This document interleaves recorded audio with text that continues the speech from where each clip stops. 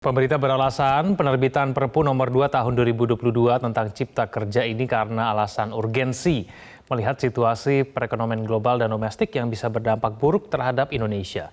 Namun apakah alasan tersebut cukup untuk dinilai sebagai sesuatu yang genting dan bisa membenarkan pemerintah menerbitkan Perpu? Sudah bergabung bersama kami ada pakar hukum tata negara, Bivitri Susanti. Mbak Fitri, selamat malam. Selamat malam, Mas Kevin. Ya, salam sehat Mbak Fitri. Mbak Fitri, sesuai dengan undang-undang Perpu ini dikeluarkan apabila memang ada situasi kegentingan yang memaksa. Menurut Anda apakah ada urgensi itu dalam Perpu nomor 2 tahun 2022 tentang Cipta Kerja ini, Mbak Fitri? Jelas tidak ada, karena kita harus pahami dulu hal ihwal kegentingan memaksa yang dimaksud dalam pasal 22 Undang-Undang Dasar 1945, itu maksudnya kondisi kalau kami dalam hukum tata negara menyebutnya sebagai hukum tata negara darurat. Jadi dalam situasi di mana memang ibaratnya kalau keesokan harinya Perpu itu tidak keluar, maka Indonesia mungkin akan bangkrut atau akan musnah begitu. Konstruksinya dulu yang dibayangkan oleh pendiri bangsa ini seperti itu. Makanya ada yang namanya peraturan pemerintah pengganti undang-undang yang bisa dikeluarkan sendiri oleh Presiden tanpa DPR terlebih dulu. Nah, jadi kegentingan memaksa itu harus yang sifatnya langsung. Apakah ada krisis ekonomi, ancaman inflasi, dan lain sebagainya? Saya percaya juga iya, karena seluruh dunia memang betul terkena.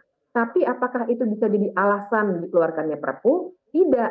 Kenapa? Karena kan inflasi dan krisis ekonomi itu sesuatu yang bisa diantisipasi dengan kebijakan yang tidak harus serta-merta keluar pada hari itu juga. Bayangkan 30 Desember 2022 pada saat hari kerja terakhir di tahun itu dan semua orang sedang dalam situasi ingin merayakan tahun baru. Banyak juga kantor yang libur dan lain sebagainya. Jadi saya kira ini suatu kelihatan sekali mengambil kesempatan dalam kesempitan sebenarnya. Apalagi kita masih lihat undang-undang atau Perpu Cipta Kerja itu 1117 halaman. Tidak mungkin baru dibikin sehari sebelumnya kemudian harus disahkan pada hari itu juga. Jadi kegentingan memaksa itu tidak ada dalam konteks harus mengeluarkan sebuah Perpu. Bahwa ada situasi inflasi krisis ekonomi, silakan dipecahkan dengan mengeluarkan kebijakan dengan cara yang biasa. Dengan undang-undang dibahas dulu di DPR, apalagi jangan khawatir DPR-nya juga sekarang 82% koalisi pemerintah.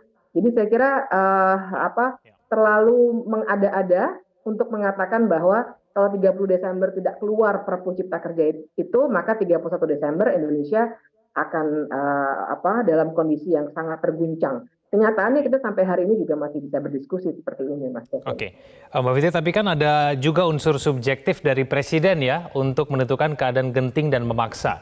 Nah ini unsur subjektif Presiden ini bisa digunakan tidak dalam kemudian mengeluarkan Perpu ini? Unsur subjektif yang Pak Mahfud maksudkan itu sebenarnya sebuah penamaan untuk menandai bahwa memang hak subjektif Presiden sendiri untuk mengeluarkan Perpu itu baru kemudian nanti setelah waktu DPR sidang lagi dibahas. Tapi sebenarnya bukan berarti Presiden maunya apa kemudian bisa dikeluarkan. Kita ini kan negara hukum yang artinya segala hal yang kebijakan yang mau dibuat oleh pemerintah harus ada penyeimbangnya dari DPR sebagai perwakilan rakyat. Nah, jadi karena itu sebenarnya Mahkamah Konstitusi sudah pernah mengeluarkan dalam putusan nomor 135 tahunnya 2009 itu dikatakan bahwa sebuah Perpu itu bisa dikeluarkan ketika ada 3 unsur ya, tapi secara singkat dikatakan kalau ada kekosongan hukum yang harus segera diisi dan tidak bisa dilakukan dengan cara atau prosedur legislasi yang biasa, maka boleh dikeluarkan Perpu. Jadi memang timbangannya selalu subjektif, baru kemudian diobjektifikasi melalui pembahasan oleh DPR pada masa sidang berikutnya. Tapi tekanannya harus selalu bagaimana konstitusi mengkonstruksikan yang namanya hak subjektif Presiden itu. Sehingga ukurannya harus jelas. Tidak bisa saya kira kita perlu menyayangkan seorang Menko Polhukam yang mantan Ketua Mahkamah Konstitusi bisa berkeras bahwa ibaratnya itu Presiden mau mengeluarkan itu maka langsung saja dikeluarkan. Tetap harus ada ukurannya karena kita ini negara negara hukum ya, bukan negara Oke. monarki. Yang titah raja itu hukum. Kan justru di situ letak kenapa negara Baik. hukum dulu itu lahir dalam sebuah Ya, konsep Mbak Fitri, filosofi. di bulan November 2021 ada keputusan MK menyatakan bahwa Undang-Undang Cipta Kerja ini adalah inkonstitusional bersyarat dan harus diperbaiki paling lama 2 tahun setelah putusan. Mbak Fitri, apakah tepat menerbitkan Perpu ketimbang melakukan proses perbaikan formal Undang-Undang Cipta Kerja? Tidak tepat. Karena begini, di dalam putusan MK 91 2020 itu, kita harus ingat MK itu putusannya adalah putusan atas uji formil.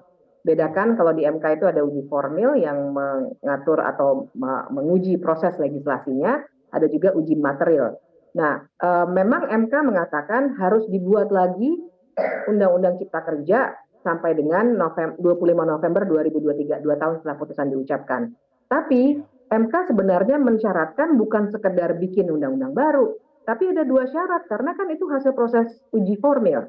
2 syarat itu adalah satu, metode omnibusnya harus sudah dikenal dalam sistem hukum Indonesia dan itu sudah ada sekarang di Undang-Undang 13 2022. Dan yang kedua ini yang paling penting, partisipasi bermakna itu harus ada. Itu syarat yang sudah diberikan oleh MK, kita bisa baca dengan terang dalam pertimbangan hukumnya. Jadi kalaupun belum sampai 25 November 2023, pemerintah dan DPR sudah mampu membuat Undang-Undang Cipta Kerja, bagus. Tapi harus memenuhi 2 syarat itu. Dan jelas Perpu tidak memenuhi syarat partisipasi bermakna. Jangankan yang bermakna, partisipasi saja tidak ada kalau Perpu, karena langsung dikeluarkan oleh Presiden. Jadi saya kira sesungguhnya tidak bisa itu putusan MK itu dijawab dengan Perpu Cipta Kerja ini, Mas Bisa Kevin. menggugurkan putusan MK ya? Ya. Jadi putusan MK yang katanya dijawab karena putusan MK-nya mengatakan Undang-Undang Cipta Kerja yang awal ya yang 11 2020 itu inkonstitusional bersyarat. Nah, batasnya adalah 25 November 2023 kalau pemerintah dan DPR tidak mampu membuat undang-undang yang baru dengan proses legislasi yang lebih baik, maka Undang-Undang Cipta Kerja itu akan selama-lamanya inkonstitusional. Jadi dianggap tidak eksis lah begitu secara sederhana.